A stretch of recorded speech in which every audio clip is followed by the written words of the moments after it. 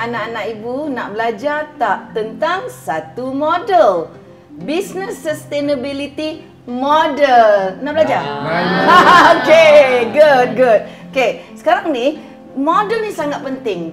Kita gunakan model ini sebagai asas legasi perwira usahawan nadi negara. Alright, so model ini adalah model yang akan, kalau usahawan buat, akan menyebabkan mereka merealisasikan visi. So, Ibu nak explain sedikit tentang model ini, and if you have any question, ada soalan apa-apa, tanya je pada Ibu. Kalau tak ada, Ibu teruskan. Boleh? Okay, Ibu. Alright, let's do this. Now, kita tengok nombor-nombor yang ada kat sini. Pertama, leadership. Nah, kepimpinan sangat penting. Dia mesti bermula dengan pemimpin sebab dia menentukan semua. Hala tujunya, kapasitinya, semua pemimpin. So, mana-mana organisasi yang nak merealisasikan visi, perlu ada kepimpinan yang mantap. Kita ada kepimpinan yang mantap tak kat sini? Ada, okay, good. So, CEO dia power. Ha? CEO dia power. CEO dia power. Okay. Setuju. Alright, leadership yang mantap. Lepas itu, leadership akan nombor 2 di mana? Di sini. Leadership ini, iaitu kepimpinan ini yang akan menentukan hala tuju sesuatu organisasi. Di mana dia perlu pergi, arahnya, liku mana dia perlu ikut, lorong mana, di manakah yang perlu dia berhenti seketika. So, semua ini ditentukan pemimpin yang mantap di dalam satu pemetaan hala tuju yang jelas. Kena ada semua quantifiable indicator yang boleh diukur. Itu penting. Okay? So, nombor 3 adalah struktur dan sistem. Kenapa Ibu kata nombor 3 struktur dan sistem? Bila kita sudah ada pemimpin yang mantap, hala tuju yang jelas dengan pengiraan-pengiraannya, maka dengan itu kita tahu setiap perjalanan itu memerlukan satu kejelasan tentang struktur. Siapa melaporkan pada siapa, siapa buat apa, sesuatu fungsi itu berapa ramai orangnya, dan di dalam semua orang-orang dalam organisasi itu, dalam fungsi itu, perlu juga tahu apa kerja-kerja mereka dan bagaimana untuk melakukan kerja-kerja mereka. Itu yang kita panggil sistem and proses. Banyak-banyak proses akan menjadi sistem, dan dalam satu organisasi akan ada banyak sistem. Alright? So, sangatlah penting mereka wujudkan struktur dan sistem yang betul. Yang keempat adalah performance focus. Bermakna sepanjang dia melalui perjalanan hala tuju itu, kadang-kadang jumpa batu besar, kadang-kadang jumpa cabaran ni, kadang-kadang jumpa api. Analoginya lah. So, kerana dia terlalu ada fokus tentang apa yang perlu dia capai di setiap jalan itu, sangat fokus. So, dia boleh buat keputusan sama ada nak mengelak, nak lalu terus, dan perlu fikirkan tentang kos. Everything, semuanya adalah untuk kebaikan organisasi demi mencapai visi yang telah ditentukan. Alright? Clear? Clear.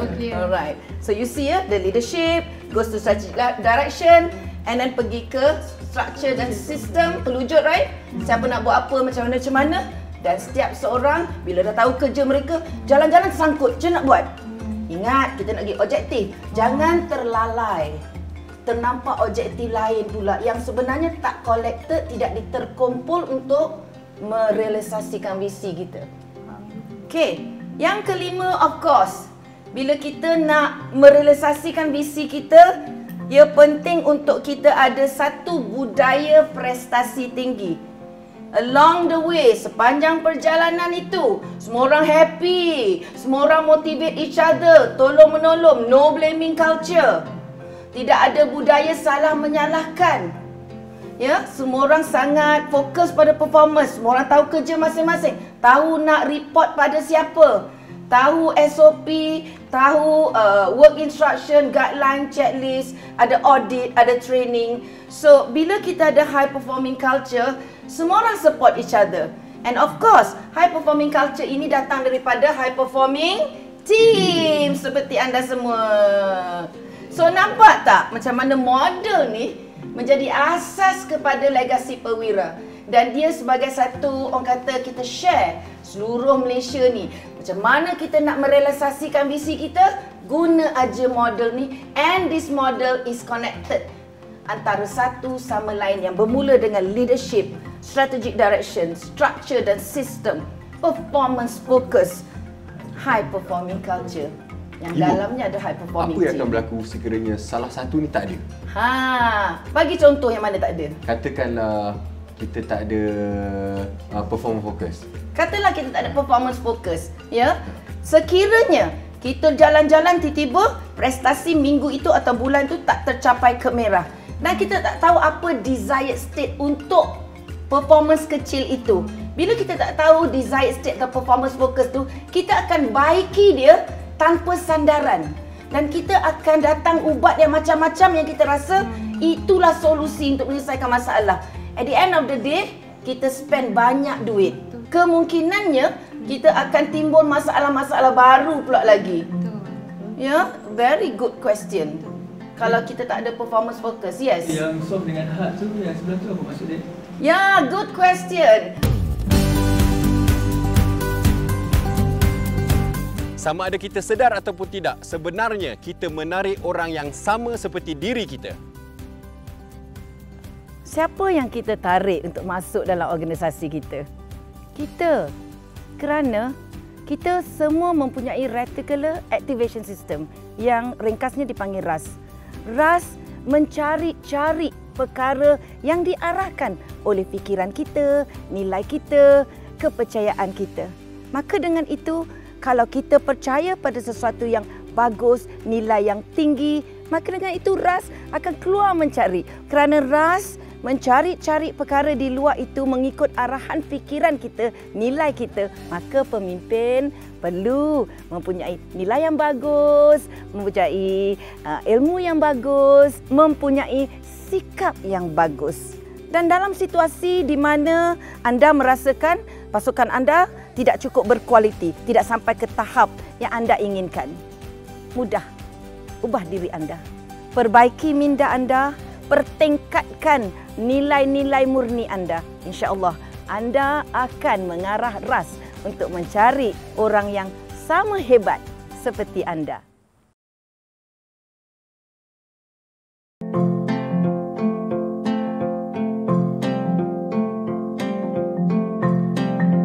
Apakah perbezaan antara soft dengan hard? Siapa boleh tolong jawab? Teka. Yang hard tu dia sangat-sangat saintifik. Dia maksudnya dia ada kiraan, dia ada formula-formula teknikalnya yang perlu kita ikut. Tapi yang soft ni dia lebih seni, dia bukan sains sangat. Cara-cara nak mewujudkan dia pun kena lebih kepada, kalau soft ni, hard ni yang saya nampak dia lebih banyak menggunakan otak kita, minda kita, kecerdikan minda. Tapi kalau untuk bahagian soft ni dia lebih menggunakan empati. So, maksudnya kita kena banyak datang daripada hati, bukan sekadar minda saja. Itu yang mewujudkan balance antara, menjadikan organisasi itu organisasi yang sihat sebab ada balance, the IQ, the EQ, and paling power kita ada juga the SQ-nya, spiritualnya. Alhamdulillah. So, I'm glad you sebut macam tu sebab itu tepat sekali jawapannya. Is that clear?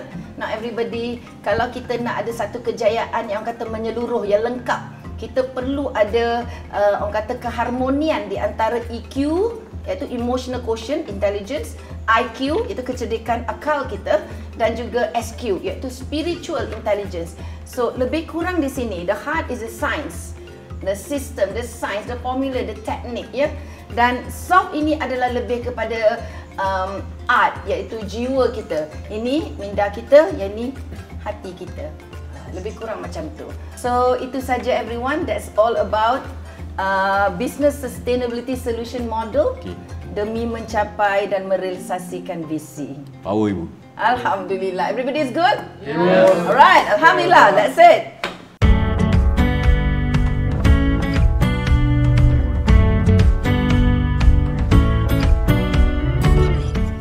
Program Legasi Pewira Usahawan Nadi Negara adalah langkah pertama ibu untuk menyebarkan ilmu-ilmu yang ada pada ibu serta pengalaman-pengalaman ibu kepada lebih ramai usahawan yang memerlukan.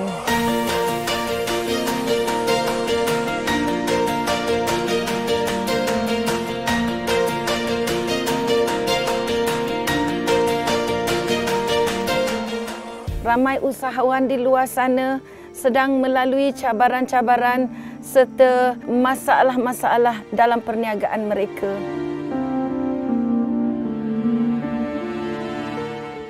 Maka dengan itu, ibu tidak mahu membiarkan perkara ini.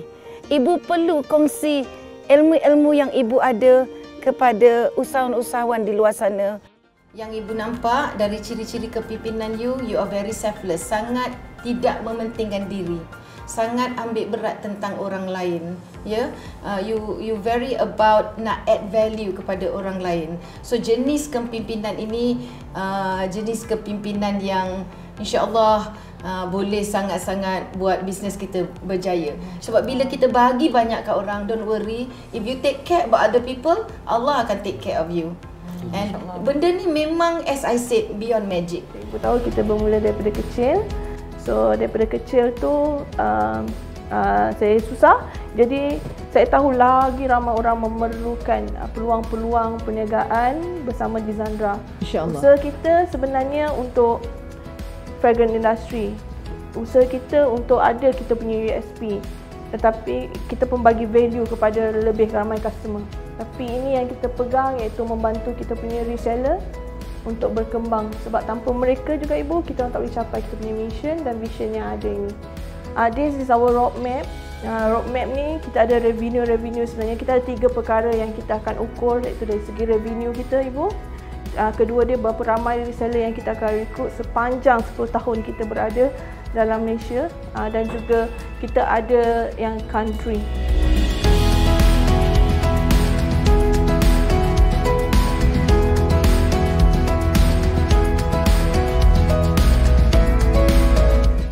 So inilah yang ibu panggil, kita panggil super relationship map. Super relationship map adalah connection of activity yang kita ada dalam kita punya organisasi secara besar. So bermakna segala operasi dekat kilang ada, marketing ada, and also CEO punya approval. So this is super relationship map. Let's look at this thing. Selalunya super relationship map kita mula dengan start. Yang mana marketing punya department ini akan keluarkan analytical report. Dalam analytical report ni ada banyak lagi tugas-tugas yang kena buat. Correct? Seperti macam buat market trendings. Apa lagi yang kita buat? Market research.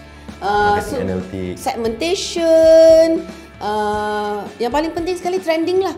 Kita nak tengok apakah fashion tudung atau apa-apa saja yang kita buat yang terkini, yang disukai ramai. Dia ada stage startup, growth dengan scale.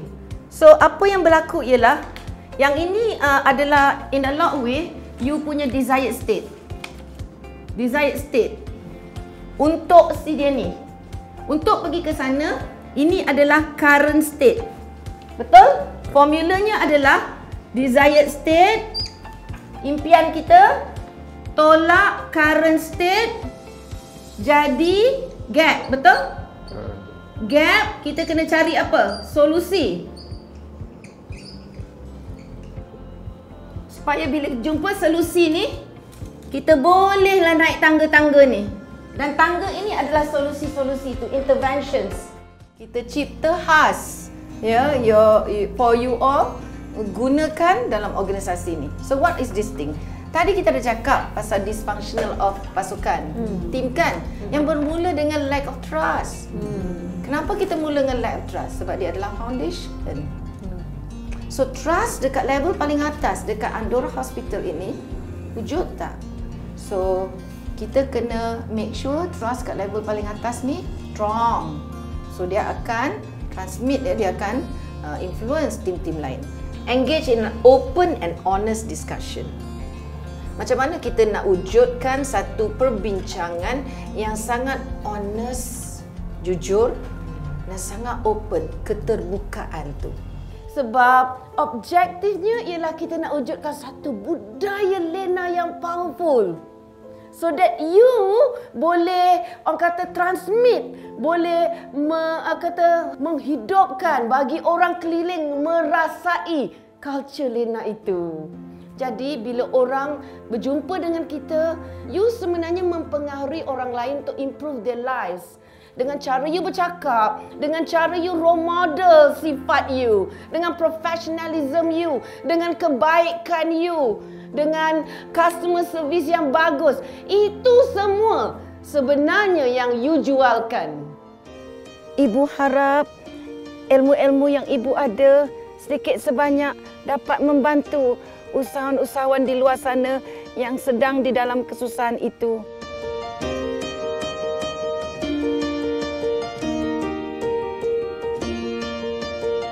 Keadaan yang berlaku dalam negara kita, penguncupan ekonomi, sekiranya kita biarkan, negara akan tumbang.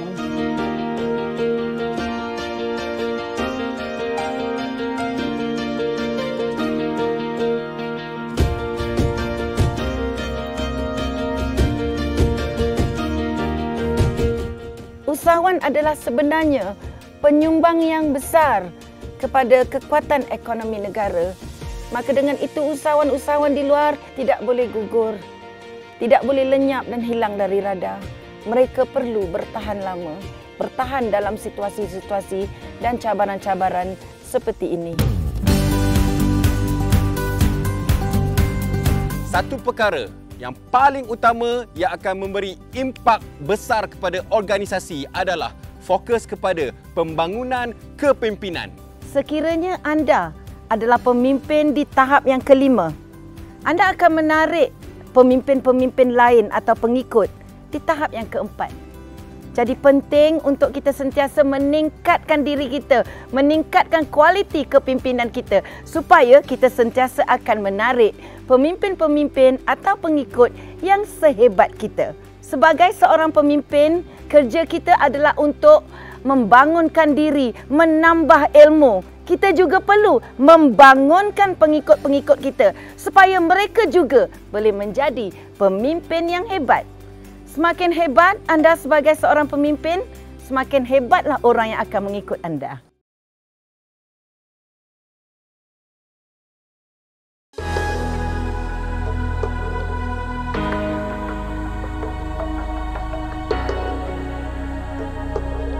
Negara perlukan perwira. Perwira-perwira yang mampu mewujudkan legasi. Apa itu legasi? Legasi adalah sesuatu yang bertahan lama, yang boleh diturunkan generasi demi generasi. Itulah legasi.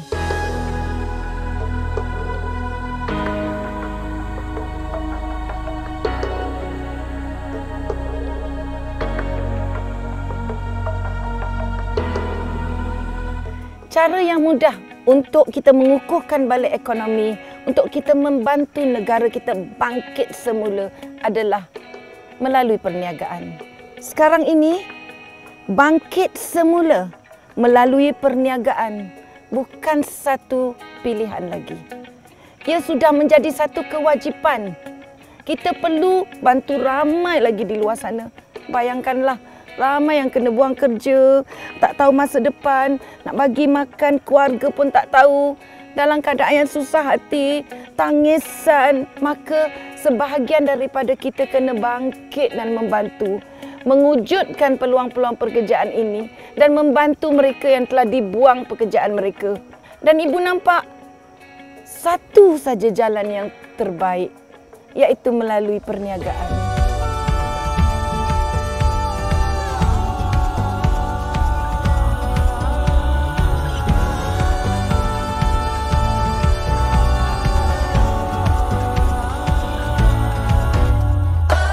Dan dengan itu, usahawan perlu berniaga dengan ilmu yang betul agar bisnes mereka boleh bertahan lama dan perjuangan mereka membantu dan memberi nilai pada orang lain tu boleh bertahan lama juga.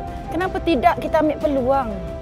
Bagi syarikat-syarikat kecil, IKS, ini peluang anda.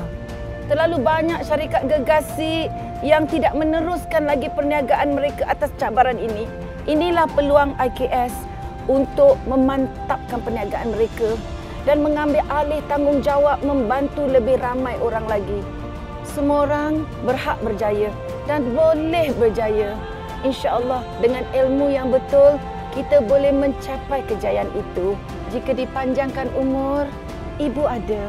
Kita perlukan ramai perwira-perwira usahawan yang mampu membina legasi-legasi. Dan negara kita perlukan ramai perwira-perwira untuk merangsang kembali ekonomi, membangunkan negara, mencipta legasi-legasi. Anda adalah perwira itu. Ingat, usahawan, nadi negara. Kita perlu bangkit bersama. Ibu sayang kamu. Kadang terlupa tujuan hidup kita, kadang terleka dengan dugaannya. Apa terjadi? Tak mungkin kan kembali, teruskanlah jalani. Percaya dirimu, kuatkanlah hatimu. Percaya dirimu, kuatkanlah jiwamu. Apa yang ditunggu? Terus berdoa untuk berjaya, untuk berjaya. Bangkit semua, ayo segera. Tingkat usaha, usah terlena. Bangkit semua, ayo segera. Tiba masanya, kita akan berjaya. Tempuhi segala-galanya. Sabar menempuh ujian darinya. Bersama. Alright, baik. Okay, stand by on my cue. Silent, everybody. And action. So good lah. Alhamdulillah you got itu yang guna. Tengok masjid boleh. Sekejap, sikit lagi bang. Sikit lagi. Bau power. Mana power you all ni? Content power. On my cue and action. Pistol. Pistol. Utama. Apa? Oh, ibu kan being green. Solid. Cut, dekat.